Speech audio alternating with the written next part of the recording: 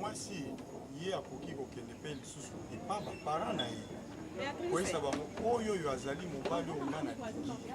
oyo nalingi na motema na nga nyonso lelo soki boza osala eboye ozoluka ngai nakenda banzela mabe toni mpo lenasila po mokolo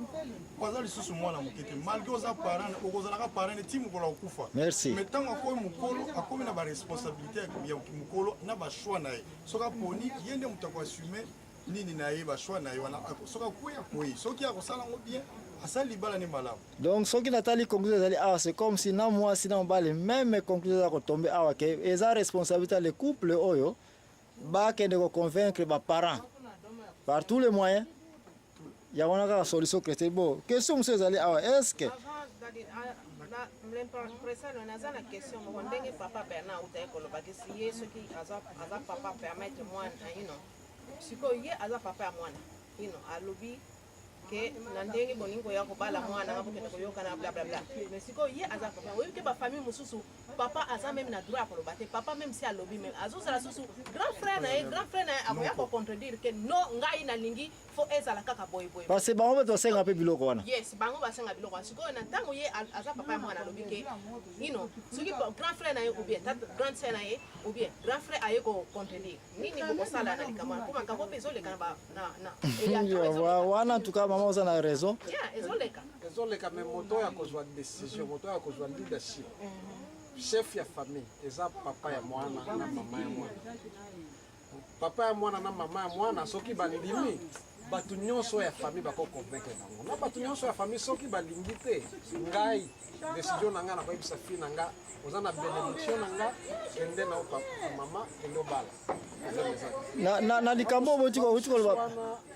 likambo papa Bernard oti koloba awa soki natali bien est-ce que koyipe kotinda biso na conclusion koloba ete eloko eza kosala ete mabala mikolo ekomi un peu difficile suite ba parents ko poser ba conditions difficiles pour na libala parce que libala ekomi cher wana problème depuis kala tozomona ngo soki otali histoire ya dot na culture na biso ezaki nde kosalisa bana bakende basala vie na bango mais comment biso tozosala ngo neti business ekomi business commerce. C'est comme tu prostitues, ce n'est pas différent que prostituer moi nanayo. Et quand il y aura des conflits dans le mariage, l'homme sera le plat dit après tout ce que j'ai donné comme qu'est-ce que tes parents doivent me dire. Donc il faut que les parents fassent attention à ne pas exposer l'enfant au conflit et à ne pas exagérer. Bien, maman Deborah kaka yo lisusu. Parce que yo mtu ozana experience makasi na makaboti.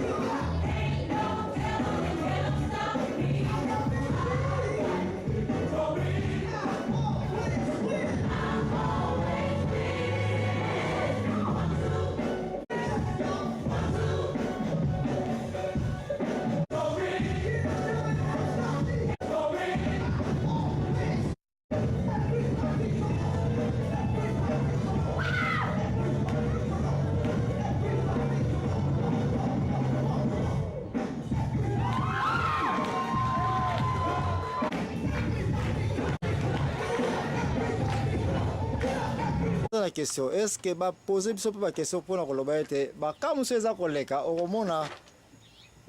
au moins si olingo bala famille olingo bala ba dot baza kosenga trop cher à tel point que mobali mbongo eza kokoka te et puis mbula na bambula eza ka koleka moi si pe age za kopusana yo pe mobali age za kopusana libala nanu ka salimite comment oui ko sala yo mobali pona ko éviter ba situation boye en tant que moi si pona yo maman Deborah question en tant que moi si nini ko sala pona mobali azako ko bala yo te fiancé na azana difficulté ko kisa d'autres ba parents et quelle est la réponse selon yo papa Willy d'abord? Bon ngana za la réponse ya no na ko pesa na mutuna wana eza boye soki ba parents wana ba ko senga mbongo mingi ndenge wana eza lisusu kolakisa te ke baza bato ya nzambe mpenza ya solo po na libala soko otali bien libala ezali na d'autres bapesaka ezali symbole ya kolakisa ke bato mibale tosepeli na libala oyo na bango toza d'accord ekoluka te oyo bana osenga mbongo soki monta boye songolo pakala mais siko kutimi na bango eza kosengela bongo so eza kutimi na bango yango wana papa jean mona libandeli nazali koloba liloba oyo ya kolobaki avant au fiancé il faut kotala moto oyo fo bala eske ya solo mpenza azali na kati ya kondima oyo oza na yango problème ezali entre yo na fiancé te problème ezali sikoyo yo na famille ya fiancé na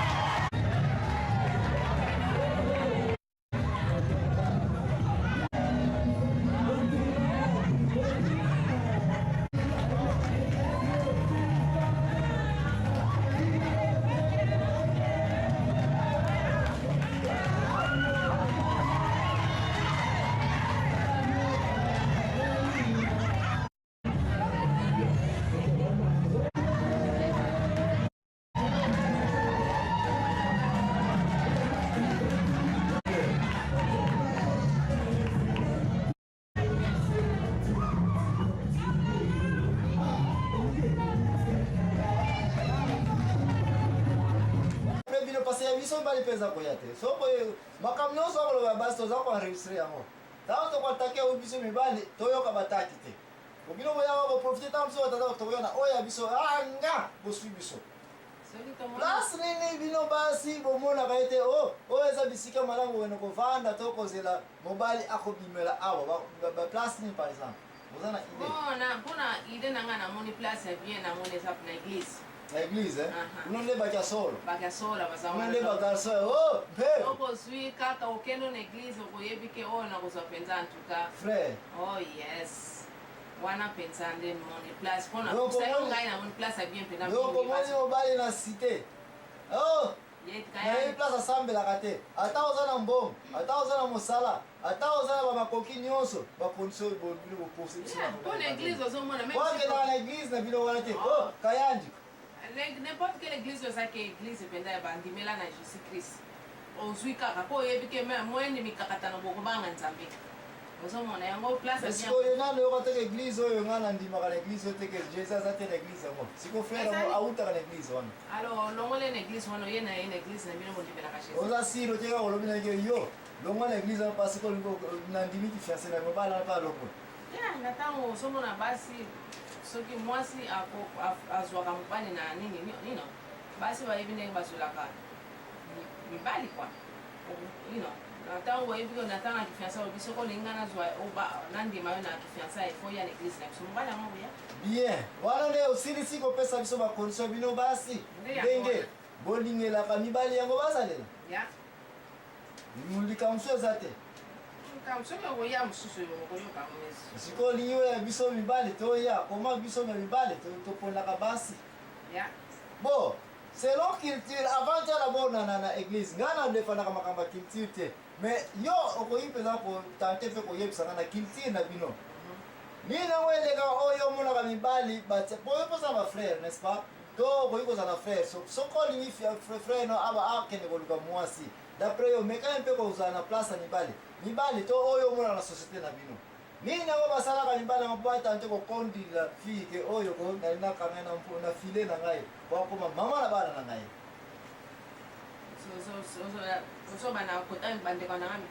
to bamibali